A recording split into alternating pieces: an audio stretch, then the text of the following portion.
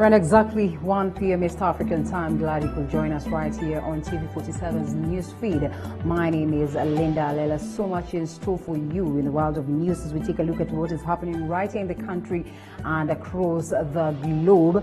And we are here to ensure that you are enlightened on the same as we prepare more of the stories that will be presented to you later on subsequent bulletins. So we have so much, like I said earlier, we'll be taking a look at what is happening in the world of sports, what is happening right here in matters politics, and what is happening in the international scene. So welcome on board as we take you through all this, and we kickstart right here as a family in Kitui is seeking justice to be allowed to bury their kin whose body is held in a mortuary in Busia. The family alleges that their daughter was not legally married to her husband, who is holding her body and now wants the court to settle the standoff. The family says they were informed of their daughter's demise a month ago, but upon reaching Busia to ferry her body to Kitui, they were in for a rude shock as a man claiming to be the husband to their deceased daughter had already acquired a court order barring anyone from taking her remains. He insists that the deceased was his wife of 7 years, and as such, he is the only one supposed to bury her. Mwambia nichukue mtoto wangu akiwa maiti nimpeleke nikazike nyumbani, naye anakatana na mtoto pamoja na binti yangu. Huyo kijana amekatalia naye na nimestruggle kabisa na sioni nafasi naweza kumtoa. Imekuwa ni kazi ngumu sana. Tumeongea na hao jamaa baada ya sisi kuwajua, na tukawaambia ya kwamba wao hawawezi kuzika mtoto wetu sababu hawakufika nyumbani kwanza kutujua na sisi hatuwajui. Sasa walitudanganya ya kwamba tumeelewana, lakini wakati tumeenda mochari kujaribu kutoa mwili, kila tukiwaita wanakataa kukuja. Hataka nini? Kwa sababu hataki kuja, hataki kuelewana nasi, na sisi tulimweleza ya kwamba mtoto wetu tunataka kwenda kuzika, kwa sababu katika mila na desturi zetu, ikiwa haujalipia mahari hauwezi zika msichana. The family insists that the husband has not met the Akamba traditions of marrying their daughter, hence he cannot bury her. On his side, he says he paid dowry to the deceased grandmother after they got married.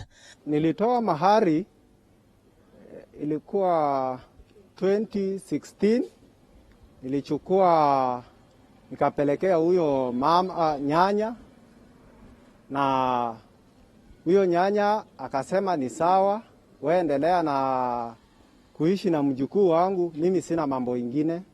The family is now calling on elders to intervene as a man insists he will not release the body. Niko napeleka hii maneno kotini, court inipatie court order niweze kuzika mama yangu, msichana bibi yangu. Manake nimeona kama watapeli ambaye yenye mimi siwajui. Niliuliza huyu mama, we ni nani? Manake hata tangu nioane na mke wangu hajai kuwa hapo na simujui na hata simutambui. Niliuliza we ni nani? Amesema ati mimi pia natoka huko Ukambani, ati wewe sijali, ati hiyo maneno utakuja jua. Nikasema nitakujua namna gani? Tangu bibi yangu agonjeke hapa haujai kuwa hapa.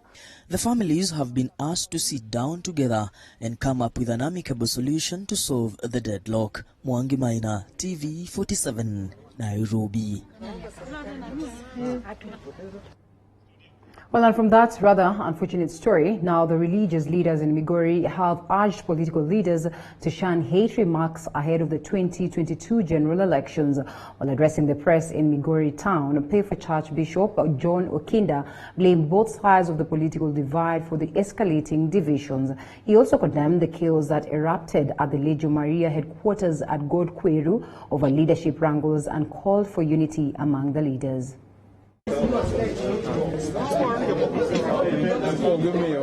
We want Kenya to remain united, respecting all the views from different political angles, because we must build a united nation as a Kenya. One of the things that we've seen today is that there is a lot of rumors going everywhere of hate speech. The content of the hate speech, we don't get it. We would want to know what is the hate speech. What did somebody say? So that we can be able also as Kenyans to know, rather than harass people and arrest people and take people to jail and police becomes a terror. But above all, I pray that all the political divide work together as one team so that they can begin to heal the country even before the BBI. At this particular moment, and more so when we're just about to come to the general elections. It's not far away from now.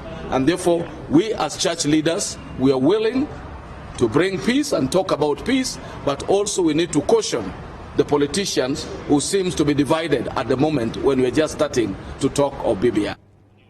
And a group of professionals in Kapomboi ward in Kwanza constituency, dubbed Kapomboi Elites Association, has rolled out a youth sensitization program on dangers of teenage pregnancies as well as drug and substance abuse in the area. Boniface Baraza reports.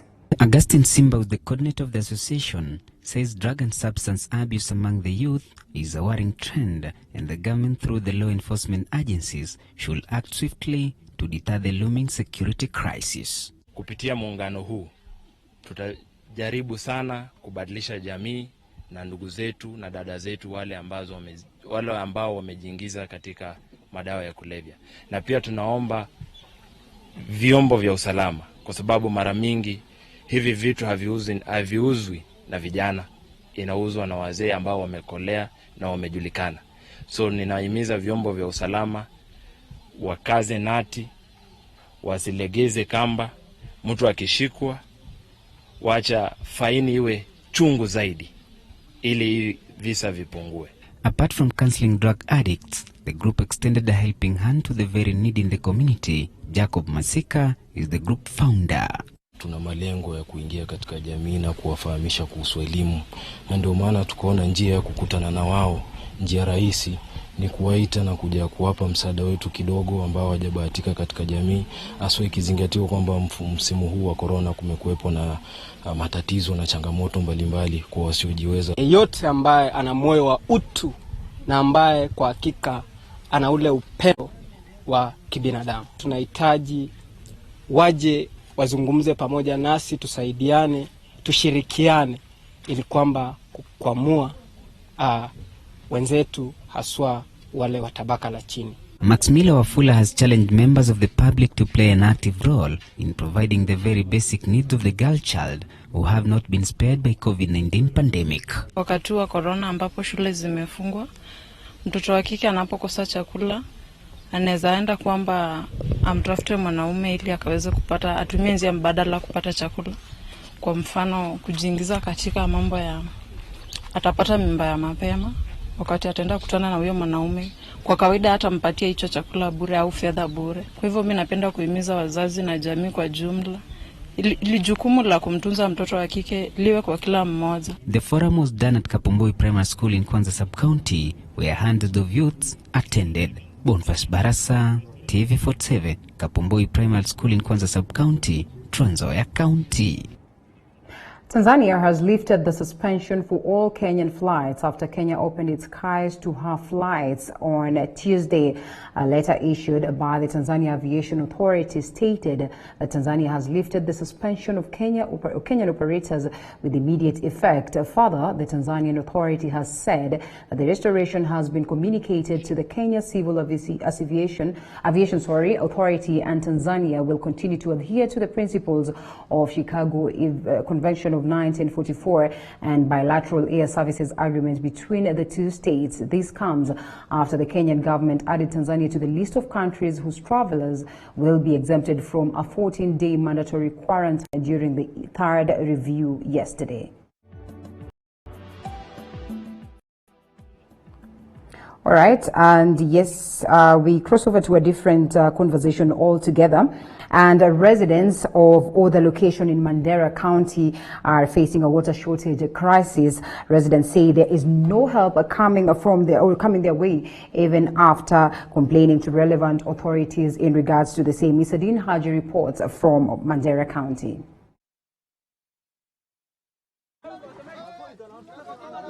This is a struggle for a scarce resource in the outskirts of Mandera County, water. Men scaffold to collect the final drips of water through this pipe. Women and the elderly who are unable to join the fight wait under this tree, at least to have a shed from the biting sun. Hakuna mtu anatuambua sisi, wala serikali, wala mjumbe, wala councilor, wala chief. Hakuna mtu wote ndio anashughulika na sisi, tunashughulika na Mungu peke yake. They trek for kilometers with their donkeys to get their only source of water. Sometimes they say they walk back with empty containers. The water is limited, but the little available is meant to serve both livestock and human consumption. Tunaomba serikali kuu watusaidie hasa MCA na MP ambao zile watu wamechagua hapo juu watu wanapigana juu ya maji. Hundreds of residents of other locations depend on this water, and most of them say they are facing a huge crisis. Poor roads also adding salt to the wound.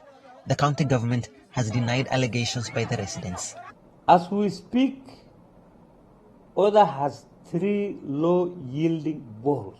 So if you combine the 3 boreholes, you get about 3 meters cubed per hour. That one change into drums, that is 15 drums per hour. The drought period in this semi-arid region has for decades caused loss of livestock and forced pastoralists to migrate in search of water. Most of the times, intercommunal violence toppled the crisis amid inadequate pasture and water for livestock, causing loss of lives. Isuddin Haji, TV47, Mandera County. Away from Mandera County and back to Nairobi, the demolition of Lunar Park Business Center has commenced this morning to pave way for a parking lot. Proprietors and business owners that have been running the Lunar Park situated in Nairobi City for 10 years now were served with a 24-hour notice to vacate. This follows the ongoing construction of the 18 kilometers express road that is set to run from Jomo Kenyatta International Airport to James Gishuru Road. Zainab Mohammed has been following up on this and now joins us live. Zainab, what else do we know about this demolition?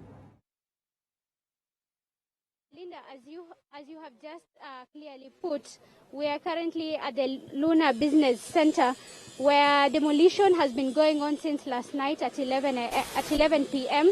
The business park owners here are very aggrieved. Apparently this business center is in the plans of NMS. It's going to be changed to be a bus terminus, and there has been a meeting going on in the morning to try and negotiate between the business community here and the NMS to ensure that they reach an agreement. The business owners here are saying they had leased the land for 9 years and they had paid, and they want to know how they are going to be compensated. So it's been a back and forth since morning. We have one of the business owners here who's going to join us live, and he's going to tell us some of his grievances. How are you? Thank you for joining us. Tell us what is the grievances. Okay, Barzano, yesterday we got a letter from Kenya Railways scheme giving us 8 hours to vacate the premises. Tukaambiwa tutoe magari zote within 8 hours, which was impossible, but we managed to remove by midnight. At around 2. They came here, they destroyed everything. We tried in the morning to reach to go to the MD. We found him, but hakuna anything walituambia ya maana ya kusema ati wamebomoa business alafu watakompensate sisi ama anything. Tumekuja tu kuambiwa ati Lunar Park, which is an eatery place, itabaki na sisi hakuna anything tunaambiwa about compensation. Yes. I've spent a lot of money kujenga this place. We have given 9 years lease, which is every month tumekuwa tukilipa, hatuna any arrears na scheme. Time ya COVID tuliandikia scheme, tukaambiwa kuna challenges ya biashara, but they refused. We were paying the full amount ya rent. So today badi amekuja amesema business community ya railways ati hawaje kuwa affected. We don't know kuwa affected ni kumaanisha nini, because sisi tumepoteza biashara. Watu employees wangu wataenda nyumbani, hakuna kitu hakuna vile atinda walipa mpaka siku yenye ndapata place nyingine pa kuweka. Gari zangu nimeweka places mingi, which is it will be more risk kwa sababu we track hizo magari itakuwa shida. So we are asking government, nyinyi ndio mnatupea land kuweka biashara na nyinyi ndio mnatubomolea. Nyinyi ndio mnatubomolea. So this niliamuka saa 10 kwenda kufuatia Uhuru. Uhuru, ulikuja on Friday hapa, ungesema kuna watu wako hapa, tuwafanyie nini? Hawezi kuja kutubomolea place na hakuna kitu anything unatuambia. I think that was wrong. Hata kama hii scheme imepea serikali nini, kuna hiyo procedures ya kufanya. Ni ukweli? Yes, kuna procedures ya kufanya. Wangekuja at least waseme let's have a meeting, kama ulitumia this much waje upewe hii ama upewe alternative place kwa kwenda. But hakuna place tumeambiwa, hakuna. Nimeuliza badi, sawa, okay fine. Umesema business community wako sawa. Hawajafanyia. Sisi as a car dealer, we are not a business community. We pay a lot of taxes. Ile time tuna import gari, we pay taxes. Tukiuza tunalipa taxes. We have families to feed. Tuko na employees, wataenda wapi? Okay, maybe we're finishing up. Tell us what are you guys planning to do? We are planning to go to court because we don't have any option. Because NMS, Kenya Railway na scheme our to pay anything ya kusema let's sit down and do this. But the next step we are going to court. Thank you very much. Linda, as you can see, those are some of the opinions of the business community here who have been affected. Earlier on, Major General Badi addressed the media, and this is what he had to say. Our visit today here is to assure the business community within this area of Lunar Park that the changes that are coming are for good. We are in the process of reducing congestion or traffic flow within Nairobi CBD, and one way of reducing the traffic jams is to ensure all the public service vehicles have a terminus outside CBD where there can be an end to their journeys from their respective destinations. So one of the areas that has been earmarked for all the public service vehicles coming along Mombasa Road from Machakos, all the areas from Gong and Rungai will end up here. So this is going to be a very busy terminus while we redirect the routes of all those PSV vehicles to be, this will be their terminus. We will call it Green Park Terminus, following the model of Greyhound Terminus in New York. So we do have good intentions. We intend to make this into a beautiful Green Park Terminus that will accommodate all matatus coming from those routes. And from here, we will have NMT corridors that will assure anybody either cycling or walking into CBD without interference of traffic. All we are asking is cooperation from the members of the business community here, that we are going to do some realignment. We are not chasing anybody away. These restaurants you see here are part of the essential services that all passengers alighting or embodying any of the PSV will require their services. So business is only going to be better if they realign their business to cater for the volumes of people that will be in and out of this terminal. So we are here to redesign. Remember, this is one of the projects amongst others. We are doing many others, including one at near Grogan Road at the Globe Roundabout. There is another one at Desai Park that will cater for the roads that are coming from Westland. So we have a lot of terminals that we will later give it to you, to the members of the press, the designs of those bus terminals, and this is one of the alignment of reducing traffic within Nairobi County. And the developments of that very story will be packaged and presented to you on our subsequent bulletins. And now we cross borders, and Sudan is